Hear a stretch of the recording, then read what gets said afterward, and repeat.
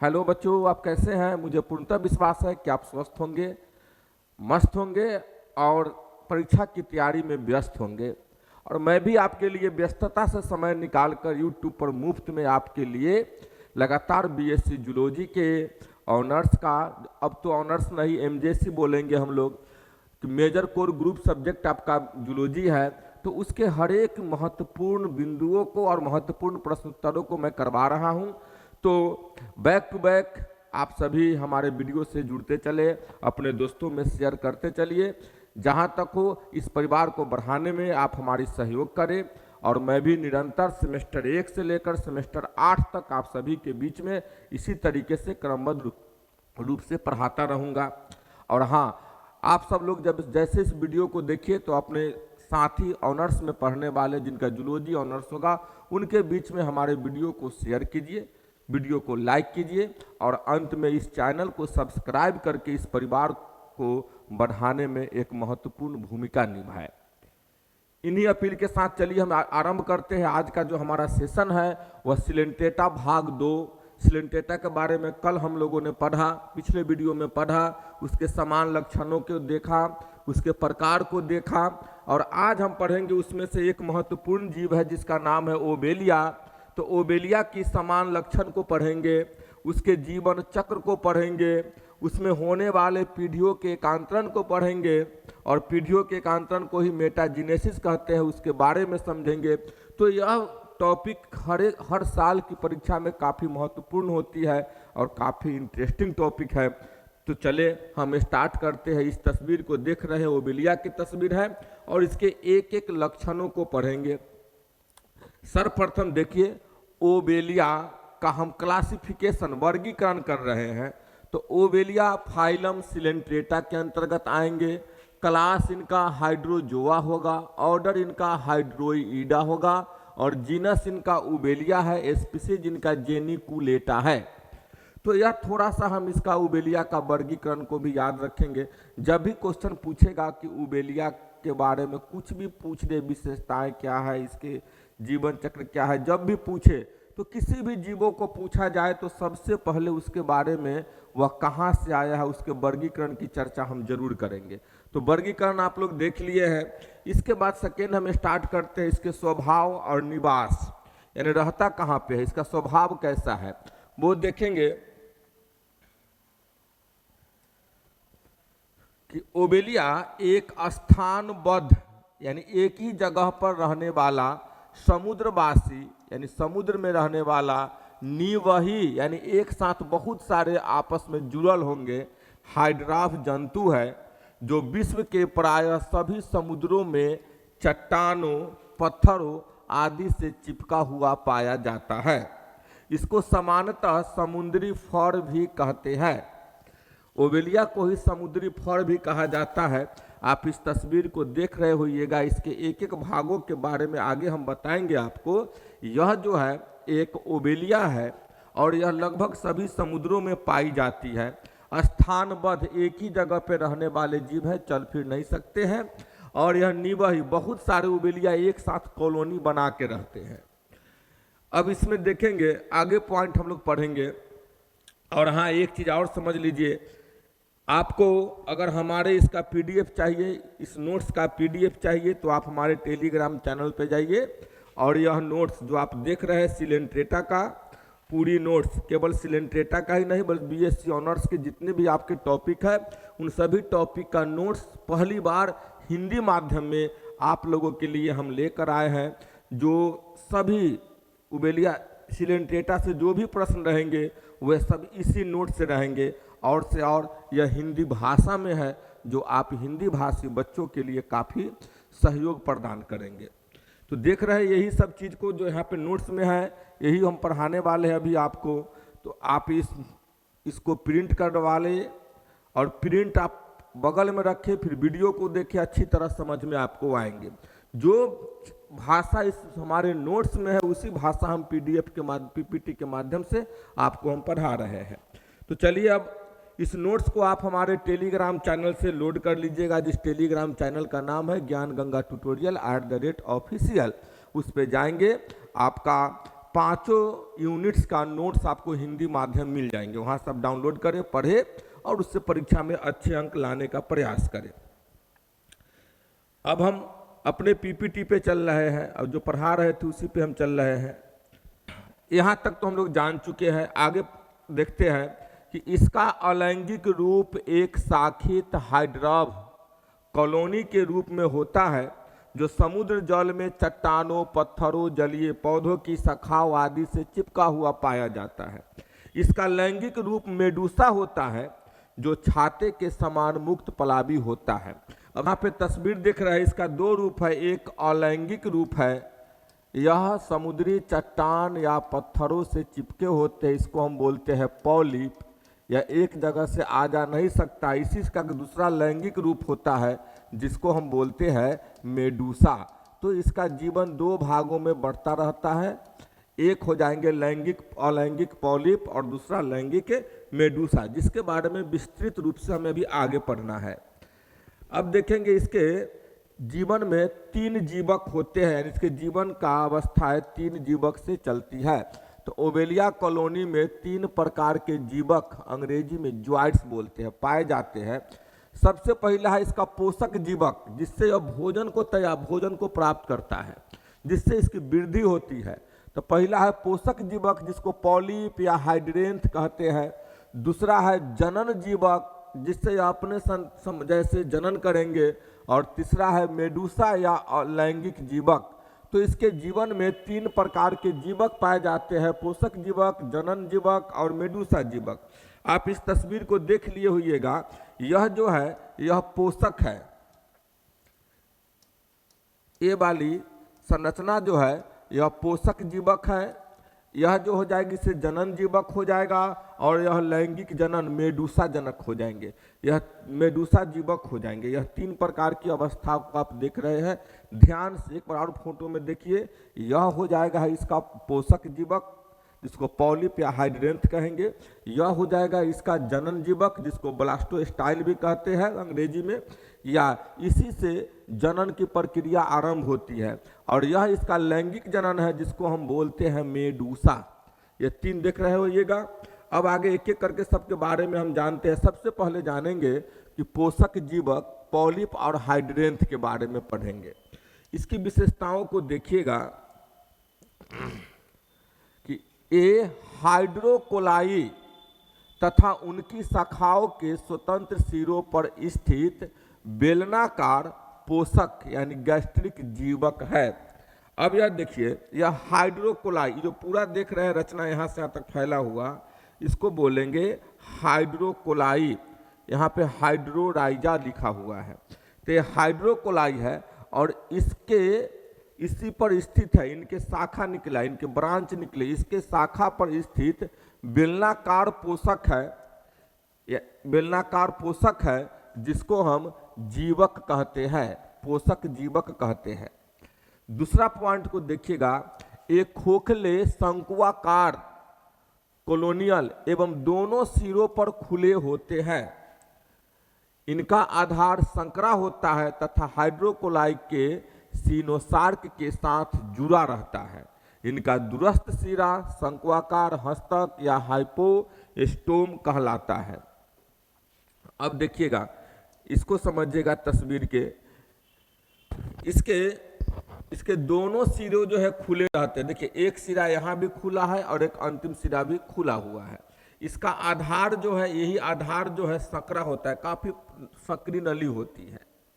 और इसका दूरस्थ सिरा जो है हस्तक, देखिए एक फैला हुआ भाग है, इस भाग को हम हाइपोस्टोम कहते हैं। इस भाग को, खुला हुआ भाग, चौड़ा वाला भाग है, इसको हम हाइपोस्टोम कहते हैं। और इसके शीर्ष पर एक छिद्रनुमा मुख होता है, इसके शीर्ष पर एक छिद्रनुमा मुख होता है जिसको घेरे हुए स्पर्शक यानी टेंटिकल्स होते हैं। स्पर्शक की संख्या लगभग 30 ठोस, लंबे एवं फीलीफॉर्म होते हैं। अब देखिए, इसके हाइपोस्टोम, सबसे अंतिम सिरा चौड़ा है, हाइपोस्टोम कहलाया।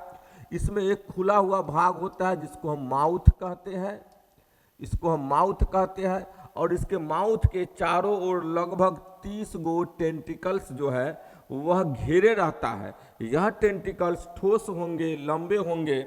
फोटो आपको दिखाई दे रही होगी, ये वाला टेंटिकल्स है। यह टेंटिकल्स ठोस होंगे, लंबे होंगे और फीलीफॉर्म एपियरेट्स में होते हैं। फीलीफॉर्म समझते हैं, इसके ऊपर एक झालर जैसी रचना है, यहाँ से निकला हुआ है। इस प्रकार की संरचना, इस प्रकार की बनावट होगी टेंटिकल्स के। तो 20 से 30 होंगे। इस लाइन तक समझ गए होंगे। आगे अब देखिए, मुख्य हाइड्रेंथ की मध्य गुहा गैस्ट्रोवास्कुलर में खुलती है। इसका मुख्य देखिए, हाइड्रेंथ, ये वाला भाग हाइड्रेंथ है, इसके मध्य गुहा बीच वाली खाली जगह में, यानी यह मुख हुआ, इसके बीच वाली खाली जगह में यह पहुंचकर खुल जाएगी। हाइड्रेंथ के चारों ओर ढकने वाली पेरिसार्क फैलकर फूलदान की भांति आवरण बनाती है। फूलदान की भांति आवरण बनाती है, जिसे चूसक प्रवार या हाइड्रोथीका कहते हैं। अब देखिए, यह जो हाइड्रेंथ है, इसके चारों ओर पेरिसार्क, देखिए ये हाइड्रेंथ चारों ओर पेरिसार्क जो है यह फैल गए और फैलकर फूलदान, आप देखिए होगा फूल को रखने वाला फूलदानी, तो फूलदानी जैसी रचना का निर्माण करती है। इसी रचना को हम चूसक प्रवार या हाइड्रोथीका कहते हैं। तो आप हाइड्रोथीका समझ गए होइएगा, ये वाली रचना जो फूलदानी की तरह है, इसी को हम हाइड्रोथीका कहते हैं। यह हाइड्रोथीका सिलेंट्रॉन से संबंधित है। अब यह हाइड्रोथीका किससे संबंधित है? तो इसके बीच में पाए जाने वाले खाली जगह को हम लोग सिलेंट्रॉन कहते हैं। तो यह सिलेंट्रॉन से संबंधित होती है और पॉलिप के आधार पर भीतर की ओर एक क्षैतिज पट्टी बनाती है। यह पट्टी पॉलिप को सीनोसार्क में जाने से रोकता है। देखिए, यह सीधे पट्टी बनाती है। यह पट्टी क्या हुआ, सीनोसार्क में, यहाँ की अवस्था में सीनोसार्क में जाने से रोकता है। किसको जाने से रोकता है? तो पॉलिप को सीनोसार्क में प्रवेश करने से रोकता है यह। अब पॉलिप आगे आगे हम देखेंगे, जब पॉलिप कहाँ से निकलता है, कैसे इसमें प्रवेश करेगा। बस इतना ही यहाँ समझिए कि यह पट्टी जो है, यह पट्टी पॉलिप को सीनोसार्क, माने ये वाली रचना हो गई सीनोसार्क में जाने से रोकता है। यह ओबेलिया कॉलोनी के पोषक या जीवक है। यह पूरी रचना जो है ओबेलिया कॉलोनी को पोषक है, यानी वृद्धि वाली संरचना है। कुल मिलाकर समझिए तो शिकार को पकड़कर भोजन को पचाने और सभी कोशिकाओं और ऊतकों को वृद्धि कराने वाला एक माध्यम है। यह मांसाहारी होते हैं, जो जल में पाए जाने वाले सूक्ष्म प्राणियों को भोजन के रूप में लेते हैं। ओबेलिया क्या है? तो ओबेलिया मांसाहारी होते हैं, जो जल में पाए जाने वाले छोटे छोटे प्राणी को भोजन के रूप में लेते हैं। और स्पर्शक, जो ये देख रहे हैं टेंटिकल्स निकला हुआ है, वह स्पर्शक शिकार को मुख के द्वारा सिलेंट्रॉन में पहुंचाता है। अगल बगल में जो भी शिकार होगा उसको पकड़ेगा और पकड़कर इसके मुख के द्वारा पहुंचा देगा सिलेंट्रॉन में, जहां इसका पाचन होगा। क्लियर है यहाँ तक? आप सभी लोगों को मुझे विश्वास है कि यह लाइन को आप समझ गए होंगे। अब आगे देखेंगे, दूसरा अवस्था इसकी होती है जिसको हम बोलते हैं जनन जीवक, ब्लास्टोस्टाइल। अब इस जनन जीवक को समझोगे, ब्लास्टोस्टाइल को समझोगे, यानी पहली अवस्था जीवक अवस्था को आप समझ गए होइएगा। दूसरी अवस्था इसको हम देखते हैं जनक जीवक। ये परिपक्व हाइड्रेंथों के अक्ष में स्थित बेलनाकार रचना है, जिन्हें जनन जीवक, गोनोजॉइड्स या ब्लास्टोस्टाइल कहते हैं। अब यह कब पाया जाएगा हाइड्रेंथ में? यानी अभी देखे थे ओबेलिया के बॉडी को हम हाइड्रेंथ भी कहते हैं। जब हाइड्रेंथ परिपक्व हो जाते हैं तो इसके अक्ष में, अक्ष समझ रहा है, इसके अक्ष में कोना पे निकलने वाला स्थित एक बेलनाकार रचना है, जिन्हें जनन जीवक, गोनोजॉइड्स या ब्लास्टोस्टाइल कहते हैं। यह इसी प्रकार की संरचना है। इसका दूरस्थ सिरा बंद होता है, इसका दूर वाला सिरा जो है वह बंद होता है। इसकी भित्ति दोहरे स्तर की बनी होती है। इसके मध्य में एक खोखली गुहा होती है। अब इस लाइन को समझिएगा, इसकी भित्ति जो है दोहरे स्तर का होता है। देखिए, एक परतिया हो गया, एक परतिया हो गया, दोहरे परत का बनी होती है। और इसके मध्य में यानी इसके बीच में इतना वाला भाग जो है, इसके बीच में ये वाली भाग जो है खोखली है, इतना वाला भाग सब खोखली है, इसमें कुछ भी नहीं है। इस स्ट्रक्चर को समझ गए। अब देखिए छोटी एवं प्रारंभिक अवस्था में होती है और बाहर की ओर नहीं खुलती है। जब यह छोटी और शुरुआत अवस्था में होती है तो बाहर की ओर नहीं खुलती है। इसमें मुख तथा स्पर्शक का अभाव होता है। इसमें कहीं भी न मुख है और ना ही स्पर्शक है, कोई न मुख है न कोई स्पर्शक है। कौन सी अवस्था में? तो जनन जीवक अवस्था में। यह भोजन का ग्रहण नहीं करता, भोजन का ग्रहण पोषक जीवक करता है, जनन जीवक नहीं करता है। अगला पॉइंट देखेंगे, यह गोनोजोइड के चारों ओर एक ढीला पारदर्शक पेरिसार्क का आवरण होता है जिसे जनक प्रवार या गोनोथीका कहते हैं। अब इसको समझेंगे कि प्रत्येक गोनोजोइड्स, यही गोनोजोइड्स है, इसके चारों ओर ढीला पारदर्शक, इसके चारों ओर देखिए घेरे हुए ढीला पारदर्शक पेरिसार्क का आवरण है। देखिए पेरिसार्क यही है, इसके चारों ओर यह पेरिसार्क का आवरण है जिसे हम जनक प्रवार यानी गोनोथीका कहते हैं। देखिए यही गोनोथीका है, क्या है? एक आवरण है। किसका आवरण है? तो पेरिसार्क का आवरण है, जो चारों तरफ से घेरे हुए है गोनों को। किसको घेरे हुए है? गोनोजोइड्स को घेरे हुए है। तो इसी आवरण को हम बोलते हैं गोनोथीका। अब गोनोथीका जनक प्रवार को समझ गए, इसकी आकृति को। अब नेक्स्ट हम देखेंगे इसके बारे में कि ब्लास्टोस्टाइल के में मुकुलन द्वारा अनेक मेडूसी का निर्माण होता है। अब इसमें क्या है? पूरा का पूरा रचना जो ब्लास्टोस्टाइल है, ये देखिए ब्लास्टोस्टाइल है।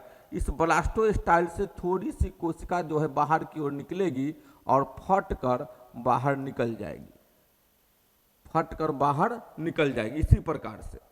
तो इस रचना को छाते की तरह की रचना जो है इसको हम मेडूसी कहते हैं। तो मेडूसी का निर्माण होता है मुकुलन के द्वारा, बर्डिंग के द्वारा। यह एक अलैंगिक जनन की प्रक्रिया है और ये विकास की विभिन्न अवस्थाओं के बीच ब्लास्टोस्टाइल पर लगी रहती है। कौन?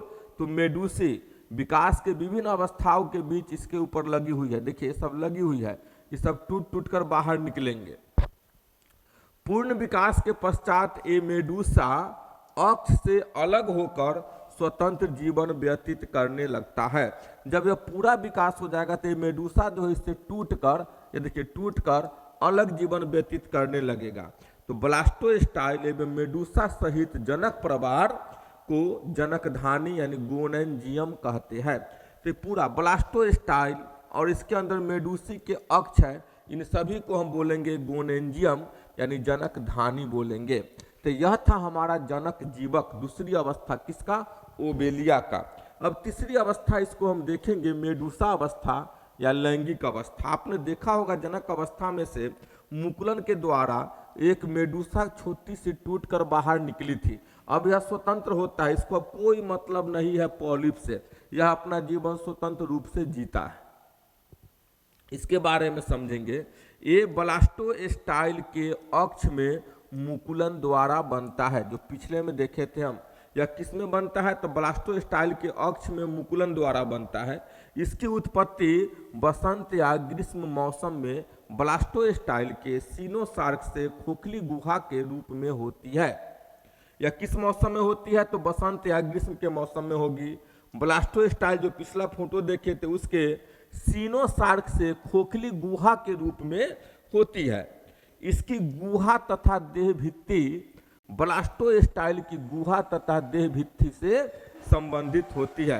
अब देखिए इसकी गुहा जो है, खाली जगह जो है, इसकी देह भित्ति, दो प्रकार के अलग अलग परत देख रहे हैं, ये किससे संबंधित है? तो ब्लास्टोस्टाइल का ही जो गुहा देह भित्ति है उसी से यह संबंधित होता है, क्योंकि उसी से टूटकर निकला है। आगे लाइन देखेंगे इसके बारे में कि प्रत्येक मेडूसा घंटी नुमा या तस्तरी नुमा रचना होती है। प्रत्येक मेडूसा क्या है? घंटी नुमा या तस्तरी नुमा, इसके छाता आकार भी कह सकते हैं, यानी छाते के आकार की जैसी रचना होती है। इसकी बाहरी सतह उत्तल कॉन्वेक्स, इसकी बाहरी सतह देखिए, बाहरी सतह है यह उत्तल है, कॉन्वेक्स है, और इसकी भीतरी सतह जो है अवतल होती है। इसकी भीतरी सतह देखिए, भीतरी सतह भीतर की ओर होती है, यह अवतल होती है। तो उत्तल और अवतल होती है। जो बाहरी सतह है उसको एक्स अम्ब्रेलर, इसको बोलेंगे हम एक्स अम्ब्रेलर। बाहरी सतह को एक्स अम्ब्रेलर कहा जाता है और इसके भीतरी सतह को सब अम्ब्रेलर कहा जाएगा। इसकी भीतरी सतह को सब अम्ब्रेलर कहा जाएगा। तो आप समझ गए होइएगा कि मेडूसा की बाहरी सतह उत्तल है जिसको एक्स अम्ब्रेलर कहा जाएगा और भीतरी सतह अवतल आकार की होती है जिसको सब अम्ब्रेलर कहा जाता है। नेक्स्ट लाइन को, इसको समझ गए होंगे तस्वीर को। नेक्स्ट लाइन को देखिएगा। अवतल सतह के मध्य एक छोटी खोखली रचना मैनुबिडियम लगी रहती है। अवतल सतह के मध्य यानी बीच में ये छोटी रचना है, देखिए यहाँ पे एक छोटी रचना है, सब इसको बोलते हैं मैनुबिडियम। मैनुबिडियम इसके स्वतंत्र सिरे पर एक चौकोर मुख होता है और इसके स्वतंत्र सिरा है, यहाँ पर एक चौकोर मुख है यानी खुला हुआ मुख है, इसको बोलते हैं मुख। तो इसके संरचना को समझ गए। मेडूसा के बाहर उत्तल है जो एक अम्ब्रेलर है, भीतर अवतल है जो सब अम्ब्रेलर है और इसके बीचों बीच एक खोखली रचना है जिसको बोलते हैं मैनुबिडियम। और मैनुबिडियम जो है वह स्वतंत्र होता है, वहाँ पे एक चौकोर खाली स्थान होता है और खुला हुआ भाग होता है जिसको हम मुख कहते हैं। अब नेक्स्ट समझेंगे इसके लाइन को। इसको मुख कहते हैं। इसमें और सारे भाग है, आप देख सकते हैं। इसमें यहाँ पे गोनाड्स है यानी जनन अंग है। और यह मेडूसा अगर शुक्राणु को उत्पन्न कर रहा है तो नर मेडूसा कहलाएगा, अगर अंडाणु को उत्पन्न कर रहा है तो मादा मेडूसा कहलाएगा, जिसके बारे में हम अभी आगे चर्चा करेंगे आपसे। तो यह था हमारा ओबेलिया का 3 जीवक, एक पोषक जीवक, एक जनन जीवक और एक मेडूसा जीवक। 3 जीवक को हम लोगों ने पढ़ा। अब हम इसके आगे पढ़ेंगे ओबेलिया का जीवन वृत्त यानी लाइफ साइकिल इसका कैसा होता है। इस तस्वीर को आप बड़ा ध्यान से देखिएगा। यह एक यहाँ से स्टार्ट होता है 1 नंबर परिपक्व ओबेलिया है जिसको हम पॉलिप कहते हैं, पोषक जीवक है। इसके अंदर ये वाली रचना देखे थे जनन जीवक है जिसको जिसके अंदर ब्लास्टोस्टाइल होते हैं और इसके अक्ष में मेडूसा अक्ष होते हैं और वह मुकुलन द्वारा टूटकर बाहर निकलते हैं। इसमें से कुछ मेडूसा फीमेल मेडूसा होंगे और कुछ मेडूसा मेल मेडूसा होंगे। फीमेल मेडूसा से एग बाहर जल में आएगा और मेल मेडूसा से स्पर्म यानी शुक्राणु बाहर जल में आएगा। दोनों के बीच में निषेचन की क्रिया होगी तो जाइगोट बनेंगे, युग्मनज बनेंगे और यह जाइगोट 2 सेल अवस्था में विभाजन करेगा, फिर 4 सेल अवस्था में बदलेगा, फिर यह ब्लास्टूला बदलता है और ब्लास्टूला जो है एक निश्चित समय अवधि के बाद इसके ऊपर सिलिया निकल जाता है। अब यह लार्वा बदल जाता है, लार्वा में बदल जाता है और एक जगह से दूसरे जगह मुक्त रूप से आ और जा सकता है, क्योंकि इसको देखिएगा बाहर छोटे छोटे सिलिया होते हैं तो फ्री स्विमिंग होता है। इसको बोलेंगे प्लेनुला लार्वा। अब प्लेनुला लार्वा वृद्धि के क्रम में किसी पत्थर से जाकर चिपक जाएगी तो स्थिर हो जाएगी और यह प्लेनुला लार्वा अब यंग यानी युवा पॉलिप में बदल जाएगा। युवा पॉलिप धीरे धीरे विकसित कर रहा है और अंत में फुल्ली डेवलप पॉलिप बन जाएगा। फिर यह क्रिया दोहराई जाएगी, लगातार यही क्रिया दोहराई जाती है। इसी से ओबेलिया का जीवन चक्र आगे की ओर बढ़ता चला जाता है। इस डायग्राम को देखकर आप समझ गए होंगे। अब इसके एक एक लाइनों को समझिएगा। जो लाइन को हमने नोट में लिखा उस नोट को समझिएगा कि परिपक्व ब्लास्टोस्टाइल के शिखर पर मुकुलन द्वारा अनेक छोटी छोटी छत्रनुमा रचनाओं मेडूसा का निर्माण होता है। यह इसके लैंगिक जीवक होते हैं। देखिए इसके ब्लास्टोस्टाइल के शिखर से मुकुलन द्वारा अनेक छोटे छोटे छत्री आकार का मेडूसा का निर्माण होता है जो इसका जनन जीवक कहलाएंगे, जो लैंगिक जीवक होकर लैंगिक जनन में भाग लेते हैं। प्रत्येक मेडूसा में जनन यानी गोनाड्स 4 समूहों में पाए जाते हैं जो वृषण या तो अंडाशय होता है। यानी प्रत्येक मेडूसा में 4 समूह में उसके जनन पाए जाएंगे या तो वह वृषण होगा या तो वह अंडाशय होगा। वृषण होगा तो नर मेडूसा, अंडाशय होगी तो मादा मेडूसा कहलाएगी। अब आगे देखिए, मेडूसा एक लिंगाश्रयी होता है। हमेशा मेडूसा में कोई एक ही लिंग होंगे, या तो नर या तो मादा। गोनाड्स अवतल सतह पर रेडियल्स स्थित होते हैं। अब देखिएगा, समझिएगा कि गोनाड्स क्या है, तो अवतल सतह पर स्थित रेडियल्स पर स्थित होते हैं। प्रत्येक गोनाड्स अंतराल कोशिका इंस्टीरियल सेल पर बनी अंडाकार रचना होती है। जो पिछले फोटो में आप देखे होइएगा, इसमें देखिए यह रेडियल सतह पर, यह जो है रेडियल सतह पर एक अंडाकार रचना है, इसी को गोनाड्स कहते हैं। किससे बनती है, तो इनिशियल सेल से बनती है यह। तो इसको तस्वीर को समझ गए होइएगा आप। अब है, इस प्रकार नर मेडूसा की गोनाड्स की कोशिका शुक्राणु एवं मादा मेडूसा के गोनाड्स की कोशिका अंडाणु बनाती है। अब देखिए, यह मादा मेडूसा है, यह नर मेडूसा है, इसका गोनाड्स अंडाणु बनाएगी, इसका गोनाड्स शुक्राणु बनाएगी। अगला लाइन पढ़िएगा, युग्मकों के बनने के पश्चात गोनाड्स की एक्टोडर्म फट जाती है।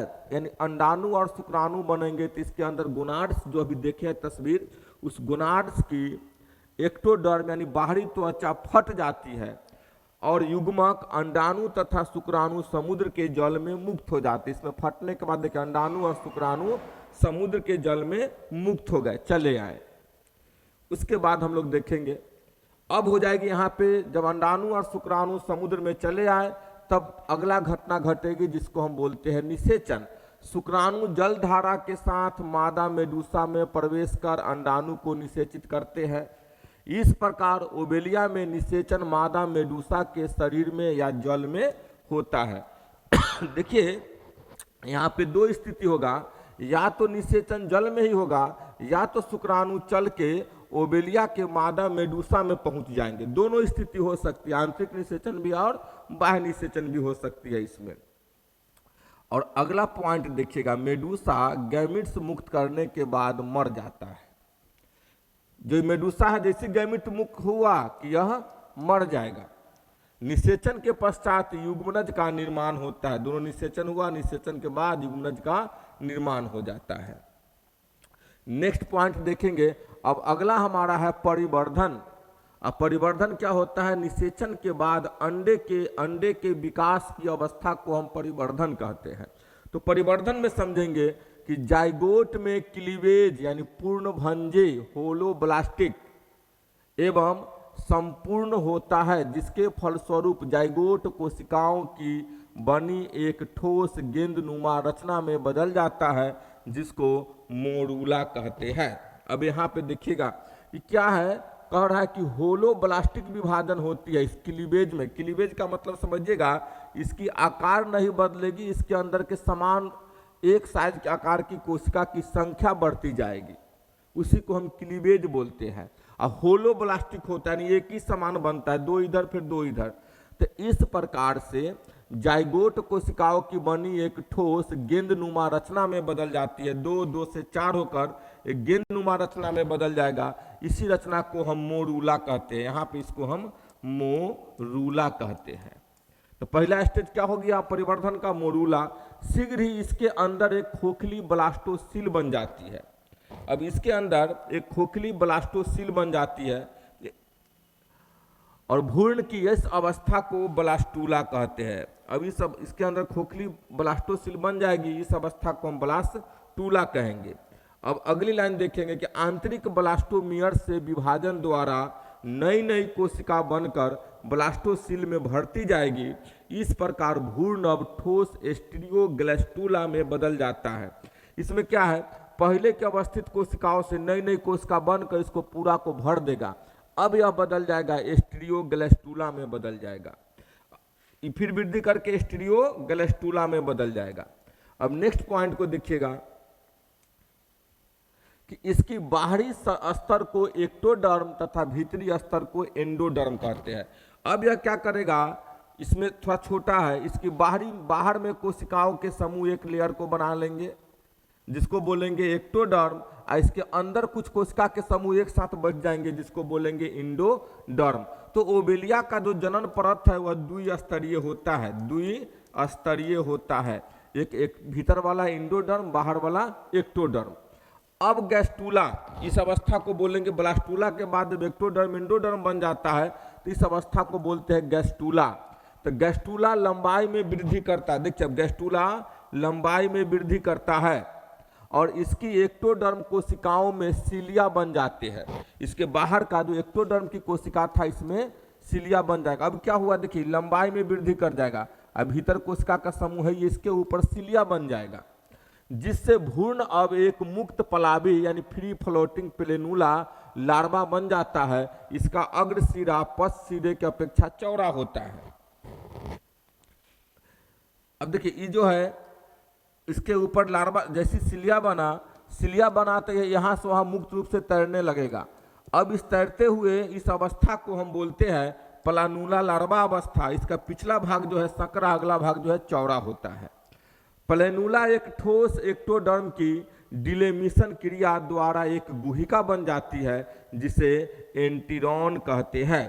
अब इस प्लेनुला में ठोस एंडोडर्म, अंदर वाला भाग है वो ठोस एंडोडर्म में डेलिनेशन की क्रिया होती है, तो इसके बीच में एक खाली जगह बन जाएगा। देखिए भीतर वाली कोशिका जो है बाहर की ओर फैलने लगेगी और बीच में एक ठोस खाली जगह बन जाएगी जिसको हम गुहिका यानी कैविटी कहते हैं। अब इसको हम एंटीरोन कहेंगे, इस खाली जगह को हम एंटीरोन कहेंगे। आप पूरा बन जाने के बाद सिलेंट्रोन कहते हैं। याद आ रहा है आपको, बताए थे कि इसके मुख शरीर के बीचों बीच एक खाली गुहिका पाई जाती है जिसको सिलेंट्रॉन कहते हैं। तो अभी यह भ्रूणीय अवस्था में जो बना वह एंटीरोन है। क्या है? एंटीरोन है। यही एंटीरोन जब परिपक्व होगा तो सिलेंट्रॉन में बदल जाएंगे। आ रहा है बात समझ में? अब आगे देखिए, क्योंकि यह क्लास ऑनर्स का है, आप समझेंगे, थोड़ा सा दिमाग पे हमको बल देना पड़ेगा। यहाँ पे यह 11, 6, 7 की क्लास नहीं है कि थोड़ी थोड़ी पढ़कर हम अच्छे से अंक उठा लेंगे। अंदर के चीज़ों को जानना पड़ेगा, तो बार बार उस वीडियो को देखना पड़ेगा। अगर आप में से किसी भी बच्चों को कोई संशय हो तो आप हमारे संडे के फ्री ऑफलाइन क्लास ज्वाइन करके अपने डाउट को क्लियर कर सकते हो। अब आ जाइए, इस प्रकार प्लेनुला लार्वा एक द्विस्तरीय लार्वा बन जाता है जिसमें बाहरी सिलिएटेड एक्टोडर्म तथा भीतरी गैस्ट्रोडर्म होती है। अब यह एक लार्वा बना, इस लार्वा की दो परत हो जाएगी, ये बाहरी परत और एक भीतरी परत। बाहरी परत एक्टोडर्म और भीतरी परत को गैस्ट्रोडर्म कहते हैं। प्लेनुला लार्वा कुछ समय तक स्वतंत्र पलावी जीवन व्यतीत करने के पश्चात जल के नीचे डूब जाता है और किसी ठोस आधार से चिपक जाता है। यह कुछ दिनों तक मुक्त रूप से तैरेगा और कुछ थोड़ा सा परिपक्व होकर जल के नीचे चला जाएगा, डूब जाएगा और किसी भी ठोस आधार से यह जाकर चिपक जाएगा। अब इसमें कायांतर यानी मेटामोर्फोसिस होता है। कायांतर मतलब क्या? इसका काया का बदलना, रूप का बदलना, उसी को बोलते हैं कायांतर, मेटामोर्फोसिस, जिससे इसका अग्र सिरा आधा डिस्क बेसल डिस्क बनता है तथा पश्च सिरे पर मुख सहित हस्तक मैनुब्रियम तथा टेंटिकल्स विकसित हो जाते हैं। अब देखिएगा, इसका अग्र सिरा जो है डिस्क की तरह बन जाएगा। अगला सिरा यही था, यह बन गया डिस्क की तरह। और इसका पश्च सिरा जो है यह हस्तक, देखिए पश्च सिरा जो है हस्तक फैल जाएगा फूलदानी की तरह और इस पर टेंटिकल्स विकसित हो जाएंगे। अब देखिए अगला सिरा धंसता है। अब कभी भी क्वेश्चन पूछा जाए कि प्लेनुला लार्वा का अगला सिरा सतह में से चिपकता है या पिछला सिरा, तो अगला सिरा चिपकता है, पिछला सिरा हस्तक यानी फूलदानी की तरह फैल जाता है, इस पर टेंटिकल्स निकल जाते हैं। तो यहां तक देखिए टेंटिकल्स निकल जाते हैं। इस लाइन को हम लोग यहां तक पढ़ लिए हैं। अब नेक्स्ट हम देखेंगे इसके आगे लाइन क्या कह रहा है कि इस समय लार्वा एक समान पॉलिप की भांति दिखाई पड़ने लगता है। इसकी इस अवस्था को हाइड्रूला या हाइड्रूला स्टेज कहते हैं। अब यह बदल गया कि एक समान, देखिए एक समान ओबेलिया की तरह दिखाई देने लगा अब इस अवस्था को इसको हम हाइड्रूला अवस्था कहते हैं। इसका आधार धीरे धीरे लंबा होकर, इसका आधार देखिए धीरे धीरे लंबा होकर हाइड्रोराइजा बनाता है, जिसके ऊर्ध्व यानी ऊपर उठकर एक ऊर्ध्व निकलता है और पौध शाखाएं निकलकर इसे ओबेलिया कॉलोनी में बदल देता है। इसके आधार आगे की ओर बढ़कर ऊर्ध्व निकलेगा, इससे एक नया कॉलोनी, यहाँ से फिर एक ओबेलिया का कॉलोनी बन जाएगा, यहाँ से फिर एक ओबेलिया का कॉलोनी बन जाएगा। पुनः इस कॉलोनी के ब्लास्टोस्टाइल तथा मेडूसा बनकर लैंगिक जनन चक्र प्रारंभ कर देते हैं। और जैसे इस कॉलोनी में होंगे, देखिए यहाँ से ब्लास्टोसिस्ट बनेंगे, यहाँ से फिर से फीमेल मेडूसा, मेल मेडूसा बनेगा, फिर से जनन क्रिया आरंभ कर देंगे और यही इसका पूरे लाइफ चलता रहता है। इसी को हम बोलते हैं जीवन वृत्त, लाइफ साइकिल। किसकी लाइफ साइकिल? तो ओबेलिया का। तो ओबेलिया का जीवन चक्र हम देखें। अब इसके अंतिम पड़ाव में हमको पढ़ना है पीढ़ियों का एकांतरण तथा मेटाजीनेसिस, इसको समझेंगे। अभी हमने देखा उसका एक लाइन डायग्राम को समझिएगा आप। इस लाइन डायग्राम को सबसे पहला स्टेज जो था वह ओबेलिया का कॉलोनी था। 1 नंबर यहाँ से आप इसको कॉपी पे, सभी बच्चे इसको आप कॉपी पर नोट कर लीजिएगा, बड़ा अच्छा तरीके से बनाया हुआ है कि 1 नंबर है ओबेलिया का कॉलोनी। इसमें होता है ब्लास्टोस्टाइल। ब्लास्टोस्टाइल में मुकुलन के द्वारा मेडूसा बनता है। मेडूसा 2 प्रकार के होते हैं, एक नर और एक मादा। नर से शुक्राणु बनेगा और मादा से अंडाणु बनेगा। दोनों में निषेचन होगा, जाइगोट बनेगा। जाइगोट प्लेनुला लार्वा में बदलता है और यह हाइड्रूला में बदलता है। हाइड्रूला फिर से ओबेलिया कॉलोनी को बनाता है। यह क्रिया लगातार चलती रहती है, इसी को हम पीढ़ियों का एकांतरण कहते हैं। इस लाइन को समझेंगे कि जब किसी जंतु के जीवन चक्र में द्विगुणित अलैंगिक एवं लैंगिक अगुणित अवस्था नियमित रूप से एक के बाद एक क्रम में होती है। भाषा को समझिएगा कि जब किसी जंतु के जीवन चक्र में द्विगुणित अलैंगिक एवं लैंगिक अगुणित अवस्था नियमित रूप से एक के बाद एक क्रम में होती है। अब क्या कह रहा है कि द्विगुणित अलैंगिक, ओबेलिया में 2n लैंगिक, 2n अलैंगिक एवं लैंगिक अवस्था है, यह कहेंगे इसको n। ब्लास्टोस्टाइल से मेडूसा बना, मेडूसा तो लैंगिक अवस्था है, यह हो जाएगा n। एक के बाद एक क्रम में बदलती रहती है, सभी जीवों में देखने को मिलता है समानता। अर्थात लैंगिक अवस्था से अलैंगिक अवस्था से लैंगिक अवस्था एवं लैंगिक अवस्था से अलैंगिक अवस्था का विकास होता है। इस परिघटना को पीढ़ियों का एकांतरण कहते हैं। यानी जब किसी जीव में देखिए अलैंगिक अवस्था से लैंगिक और लैंगिक से फिर अलैंगिक, ये अवस्था जो कहलाया, यहाँ तक की अवस्था जो है यह कहलाया अलैंगिक और यह अवस्था जो है वह कहलाया लैंगिक। तो हम क्या देख रहे हैं, अलैंगिक से लैंगिक और लैंगिक से अलैंगिक अवस्था जो है बार बार बदल रहा है। इसी को हम पीढ़ियों का एकांतरण, अल्टरनेशन ऑफ जनरेशन कहते हैं। तो आप अल्टरनेशन ऑफ जनरेशन को समझ गए होंगे। अब हम देखेंगे कि ओबेलिया में कॉलोनी के द्वारा मुकुलन की प्रक्रिया के फलस्वरूप मेडूसा अवस्था का निर्माण होता है तथा मेनुमा रचना में बदल जाएगा। इसी रचना को हम मोरूला कहते हैं, यहाँ पे इसको हम मोरूला कहते हैं। तो पहला स्टेज क्या हो गया परिवर्धन का, मोरूला। शीघ्र ही इसके अंदर एक खोखली ब्लास्टोसील बन जाती है। अब इसके अंदर एक खोखली ब्लास्टोसील बन जाती है और भ्रूण की इस अवस्था को ब्लास्टूला कहते हैं। अब इसके अंदर खोखली ब्लास्टोसील बन जाएगी, इस अवस्था को हम ब्लास्टूला कहेंगे। अब अगली लाइन देखेंगे कि आंतरिक ब्लास्टोमियर से विभाजन द्वारा नई नई कोशिका बनकर ब्लास्टोसील में भरती जाएगी। इस प्रकार भ्रूण अब ठोस स्टीरियोग्लास्टूला में बदल जाता है। इसमें क्या है, पहले के अवस्थित कोशिकाओं से नई नई कोशिका बनकर इसको पूरा को भर देगा। अब यह बदल जाएगा स्टीरियोग्लास्टूला में बदल जाएगा, फिर वृद्धि करके स्टीरियोग्लास्टूला में बदल जाएगा। अब नेक्स्ट पॉइंट को देखिएगा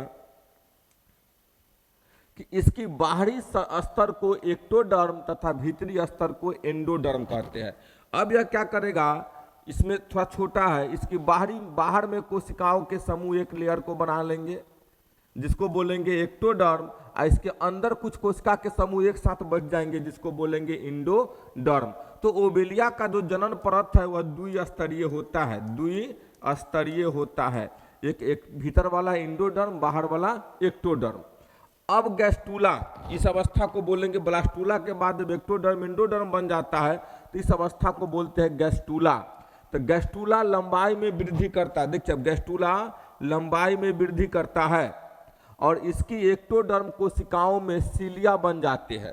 इसके बाहर का जो एक्टोडर्म की कोशिका था इसमें सीलिया बन जाएगा। अब क्या हुआ देखिए, लंबाई में वृद्धि कर जाएगा, अब भीतर कोशिका का समूह है, ये इसके ऊपर सीलिया बन जाएगा, जिससे भ्रूण अब एक मुक्त पलावी यानी फ्री फ्लोटिंग प्लेनुला लार्वा बन जाता है। इसका अग्र सिरा पश्च सिरे की अपेक्षा चौड़ा होता है। अब देखिए ये जो है इसके ऊपर लार्वा जैसी सिलिया बना तो यहाँ से वहाँ मुक्त रूप से तैरने लगेगा। अब इस तैरते हुए इस अवस्था को हम बोलते हैं प्लानुला लार्वा अवस्था। इसका पिछला भाग जो है संकरा, अगला भाग जो है चौड़ा होता है। प्लेनुला एक ठोस एक्टोडर्म की डिलेमिशन क्रिया द्वारा एक गुहिका बन जाती है जिसे एंटीरॉन कहते हैं। अब इस प्लेनुला में ठोस एंडोडर्म, अंदर वाला भाग है वो ठोस एंडोडर्म में डेलिनेशन की क्रिया होती है, तो इसके बीच में एक खाली जगह बन जाएगा। देखिए भीतर वाली कोशिका जो है बाहर की ओर फैलने लगेगी और बीच में एक ठोस खाली जगह बन जाएगी जिसको हम गुहिका यानी कैविटी कहते हैं। अब इसको हम एंटीरोन कहेंगे, इस खाली जगह को हम एंटीरोन कहेंगे। आप पूरा बन जाने के बाद सिलेंट्रोन कहते हैं। याद आ रहा है आपको, बताए थे कि इसके मुख्य शरीर के बीचों बीच एक खाली गुहिका पाई जाती है जिसको सिलेंट्रॉन कहते हैं। तो अभी यह घूर्णीय अवस्था में जो बना वह एंटीरोन है। क्या है? एंटीरोन है। यही एंटीरोन जब परिपक्व होगा तो सिलेंट्रॉन में बदल जाएंगे। आ रहा है बात समझ में? अब आगे देखिए, क्योंकि यह क्लास ऑनर्स का है, आप समझेंगे, थोड़ा सा दिमाग पे हमको बल देना पड़ेगा यहाँ पे। यह 11, 6, 7 की क्लास नहीं है कि थोड़ी थोड़ी पढ़कर हम अच्छे से अंक उठा लेंगे। अंदर के चीज़ों को जानना पड़ेगा, तो बार बार उस वीडियो को देखना पड़ेगा। अगर आप में से किसी भी बच्चों को कोई संशय हो तो आप हमारे संडे के फ्री ऑफलाइन क्लास ज्वाइन करके अपने डाउट को क्लियर कर सकते हो। अब आ जाइए, इस प्रकार प्लेनुला लार्वा एक द्विस्तरीय लार्वा बन जाता है जिसमें बाहरी सिलिएटेड एक्टोडर्म तथा भीतरी गैस्ट्रोडर्म होती है। अब यह एक लार्वा बना, इस लार्वा की दो परत हो जाएगी, ये बाहरी परत और एक भीतरी परत। बाहरी परत एक्टोडर्म और भीतरी परत को गैस्ट्रोडर्म कहते हैं। प्लेनुला लार्वा कुछ समय तक स्वतंत्र पलावी जीवन व्यतीत करने के पश्चात जल के नीचे डूब जाता है और किसी ठोस आधार से चिपक जाता है। यह कुछ दिनों तक मुक्त रूप से तैरेगा और कुछ थोड़ा सा परिपक्व होकर जल के नीचे चला जाएगा, डूब जाएगा और किसी भी ठोस आधार से यह जाकर चिपक जाएगा। अब इसमें कायांतर यानी मेटामोर्फोसिस होता है। कायांतर मतलब क्या? इसका काया का बदलना, रूप का बदलना, उसी को बोलते हैं कायांतर, मेटामोर्फोसिस, जिससे इसका अग्र सिरा आधा डिस्क बेसल डिस्क बनता है तथा पश्च सिरे पर मुख सहित हस्तक मेनुब्रियम तथा टेंटिकल्स विकसित हो जाते हैं। अब देखिएगा, इसका अग्र सिरा जो है डिस्क की तरह बन जाएगा। अगला सिरा यही था, यह बन गया डिस्क की तरह। और इसका पश्च सिरा जो है यह हस्तक, देखिए पश्च सिरा जो है हस्तक फैल जाएगा फूलदानी की तरह और इस पर टेंटिकल्स विकसित हो जाएंगे। अब देखिए अगला सिरा धंसता है। अब कभी भी क्वेश्चन पूछा जाए कि प्लेनुला लार्वा का अगला सिरा सतह में से चिपकता है या पिछला सिरा, तो अगला सिरा चिपकता है और पिछला सिरा हस्तक यानी फूलदानी की तरह फैल जाता है, इस पर टेंटिकल्स निकल जाते हैं। तो यहां तक देखिए टेंटिकल्स निकल जाते हैं। इस लाइन को हम लोग यहां तक पढ़ लिए हैं। अब नेक्स्ट हम देखेंगे इसके आगे लाइन क्या कह रहा है कि इस समय लार्वा एक समान पॉलिप की भांति दिखाई पड़ने लगता है। इसकी इस अवस्था को हाइड्रूला या हाइड्रूला स्टेज कहते हैं। अब यह बदल गया किस एक समान, देखिए एक समान ओबेलिया की तरह दिखाई देने लगा। अब इस अवस्था को इसको हम हाइड्रूला अवस्था कहते हैं।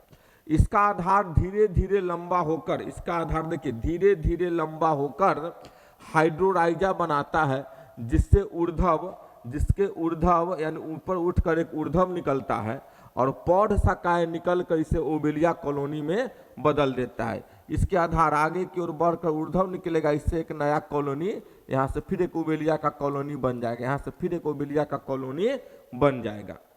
पुनः इस कॉलोनी के ब्लास्टोस्टाइल तथा मेडूसा बनकर लैंगिक जनन चक्र प्रारंभ कर देते हैं।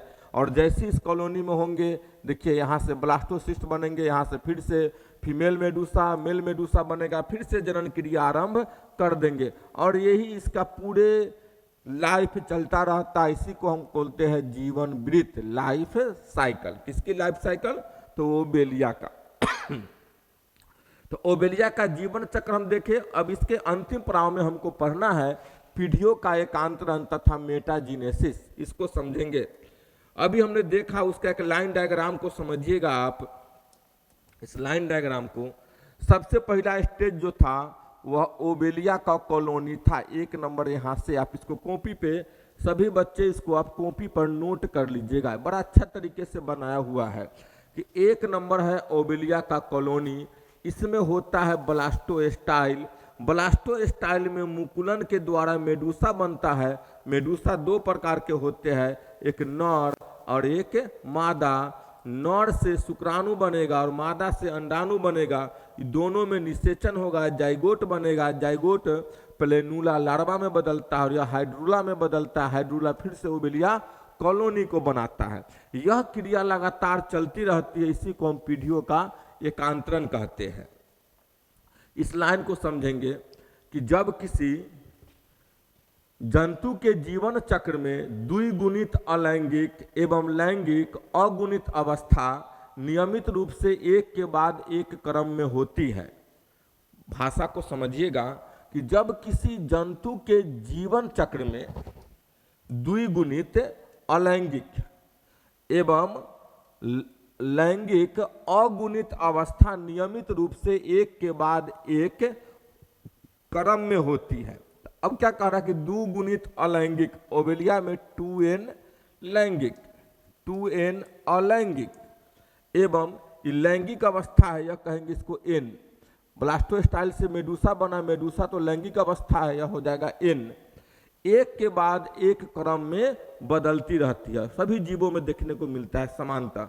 अर्थात लैंगिक अवस्था से अलैंगिक अवस्था से लैंगिक अवस्था एवं लैंगिक अवस्था से अलैंगिक अवस्था का विकास होता है। इस परिघटना को पीढ़ियों का एकांतरण कहते हैं। यानी जब किसी जीव में देखिए अलैंगिक अवस्था से लैंगिक और लैंगिक से फिर अलैंगिक, ये अवस्था जो कहलाया, यहाँ तक की अवस्था जो है यह कहलाया अलैंगिक और यह अवस्था जो है वह कहलाया लैंगिक। तो हम क्या देख रहे हैं, अलैंगिक से लैंगिक और लैंगिक से अलैंगिक अवस्था जो है बार बार बदल रहा है। इसी को हम पीढ़ियों का एकांतरण, अल्टरनेशन ऑफ जनरेशन कहते हैं। तो आप अल्टरनेशन ऑफ जनरेशन को समझ गए होंगे। अब हम देखेंगे कि ओबेलिया में कॉलोनी के द्वारा मुकुलन की प्रक्रिया के फलस्वरूप मेडूसा अवस्था का निर्माण होता है तथा मेडूसा के शुक्राणु और अंडाणु को उत्पन्न कर निषेचन की प्रक्रिया द्वारा जाइगोट का निर्माण होता है। ये तो पहले पढ़ चुके हैं हम लोग। तो ओबेलिया में कॉलोनी के द्वारा मुकुलन की प्रक्रिया के फलस्वरूप मेडूसा अवस्था का निर्माण होता है तथा मेडूसा अवस्था लैंगिक अवस्था है परंतु अगुणित नहीं है। समझिएगा, यह अवस्था जो है यह 2n है और इसमें अलैंगिक जनन के द्वारा यानी मुकुलन के द्वारा, किसके द्वारा? मुकुलन के द्वारा यह अलैंगिक जनन की विधि है। तो 2n इसका बॉडी था, तो इसका फीमेल मेडूसा भी बना 2n और मेल मेडूसा भी बना 2n। तो यह लैंगिक अवस्था जो है यह अगुणित नहीं होती है। इसके 2 प्रमुख कारण हैं। पहला कारण पढ़ेंगे, मेडूसा ब्लास्टोस्टाइल के द्वारा अलैंगिक मुकुलन की प्रक्रिया से विकसित होती है, अतः मेडूसा भी द्विगुणित अवस्था होती है। देखिएगा ये पॉलिप है, ये भी 2n है, और मेडूसा जो बना मुकुलन के द्वारा, तक कहीं में अर्धसूत्री विभाजन नहीं हुई, इसलिए जो मेडूसा बना, मेल मेडूसा हो या फीमेल मेडूसा हो, ये भी द्विगुणित अवस्था होती है, इसकी भी द्विगुणित अवस्था होती है। और युग्मकों का निर्माण ब्लास्टोस्टाइल की एपिडर्मिस से होता है तथा ये मेडूसा के जनद अंगों में संग्रहित हो जाते हैं। और इसका निर्माण जो हुआ, युग्मक का निर्माण जो होगा, यह ब्लास्टोस्टाइल के एपिडर्मिस से होता है। इसके अंदर के, इसके ब्लास्टोस्टाइल के एपिडर्मिस यानी बाहरी त्वचा से होती है, जो जनद अंगों में संग्रहित हो जाते हैं। इसमें जनद अंग का निर्माण होता है, उसी में संग्रहित होता है। इसी कारण से इसकी लैंगिक अवस्था जो है वह एन न होकर 2n ही होती है। इतनी चीज को समझ गए होंगे। अतः इससे स्पष्ट होता है कि, अब स्पष्ट क्या हो रहा है कि मेडूसा लैंगिक अवस्था नहीं है, यह भाग स्वतंत्र पलावी जीवक है तथा यह उग्मकों को विभिन्न स्थानों पर वितरित करने का कार्य करती है। यह इसका लैंगिक अवस्था नहीं है, बल्कि इसके अंदर जो है, इसके एपिडर्मिस में जनद यानी गोनाड्स में नर शुक्राणु और अंडाणु जमा है, जो टूटकर इसको भिन्न भिन्न स्थान पर वितरित फैलाने का काम करता है। तो अगुणित युग्मकों के द्वारा अस्पष्ट लैंगिक पीढ़ी का प्रदर्शन होता है। इसके कारण अलैंगिक एवं लैंगिक पीढ़ी का स्पष्ट नहीं होती है। अब इसका युग्मक जो है जहां तहां वितरित होती है, तो अगुणित युग्मकों के द्वारा अस्पष्ट लैंगिक पीढ़ी का प्रदर्शन होता है। यह जो है कहीं से स्पष्ट रूप से लैंगिक पीढ़ी को नहीं बतला रहा है, अस्पष्ट रूप से बतला रहा है। तो अतः इसलिए ओबेलिया में वास्तविक पीढ़ियों का एकांतरण नहीं होता है। पीढ़ियों का एकांतरण पूछा जाए तो ओबेलिया में वास्तविक नहीं होता है, फेक जैसा होती है। तथा इस अवास्तविक पीढ़ियों के एकांतरण को मेटाजिनेसिस कहते हैं। तो यह वास्तविक नहीं बल्कि अवास्तविक है, अवास्तविक है। अलैंगिक से लैंगिक अवस्था, लैंगिक अवस्था कहीं स्पष्ट दिखाई नहीं देती है। केवल कैसे एन बनाए कहीं से पता नहीं चल पा रहा है, इसलिए अस्पष्ट अवस्था है। तो इसको अवास्तविक पीढ़ियों का एकांतरण कहते हैं, और इसी अवास्तविक पीढ़ियों के एकांतरण को हम मेटाजिनेसिस कहते हैं। तो अब आप पीढ़ियों का एकांतरण को भी समझ गए होइएगा और मेटाजिनेसिस को भी समझ गए होइएगा। इसी के साथ आज का हमारा यह सेशन समाप्त होता है, जिसमें आपने आज पढ़ा ओबेलिया के संरचना के बारे में, उसके आवास स्वभाव के बारे में, उसके 3 जीवक के बारे में पढ़ा। पहला जीवक उसका पोषक जीवक, जनन जीवक, और अंतिम में लैंगिक मेडूसा जीवक, और उसके जीवन चक्र को पढ़े हमने। फिर इसके अंदर के पीढ़ियों का एकांतरण और मेटाजिनेसिस को पढ़ा। इससे प्रश्न पूछने की संभावना है, और आपसे जैसा प्रश्न पूछे आप वैसा उत्तर देकर अधिकतम अंक को प्राप्त कीजिएगा। हाँ, इससे ऑब्जेक्टिव क्वेश्चन भी पूछे जा सकते हैं। जैसा कि आपने देखा है कि ऑनर्स के सबसे लास्ट भाग में जो परीक्षा होती है उसमें 5 प्रश्न आपसे पूछे जाते हैं 15-15 अंक के। तो आपको 1 अंक के ऑप्शन में 15 ऑब्जेक्टिव प्रश्न रहेंगे, जिसका आप उत्तर देंगे तो आप बहुत बड़े लिख कर नहीं, केवल ऑब्जेक्टिव का उत्तर देकर 15 अंक प्राप्त कर सकते हैं। तो चलिए, इसी के साथ हमारा सेशन समाप्त होता है। मुझे आशा है कि आप अच्छे तरीके से इस पूरे ओबेलिया के बारे में समझे होंगे, और आप इस वीडियो को बार बार देखिए। फिर आपसे हम मिलते हैं कल एक नेक्स्ट वीडियो में, जिसमें सिलेंट्रेटा का एक अगला भाग होगा, जिसमें हम पढ़ेंगे ऑरेलिया यानी जेलीफिश और सी एनीमोन के बारे में। बस यही 3 सिलेंट्रेटा के जीवों के बारे में पढ़ेंगे। यहाँ से हमारा सिलेंट्रेटा समाप्त हो जाएगा, सिलेंट्रेटा का पूरी की पूरी कवर हो जाएगी। तो चलिए, इस वीडियो को आप फिर से देखिए, तब तक पढ़ते रहिए। हम मिलते हैं फिर आपसे अगले वीडियो में, जिस वीडियो का टॉपिक है सिलेंट्रेटा का पार्ट 3, ओरेलिया या जेलीफिश एवं सी एनीमोन की वर्गीकरण एवं उनकी विशेषताएं।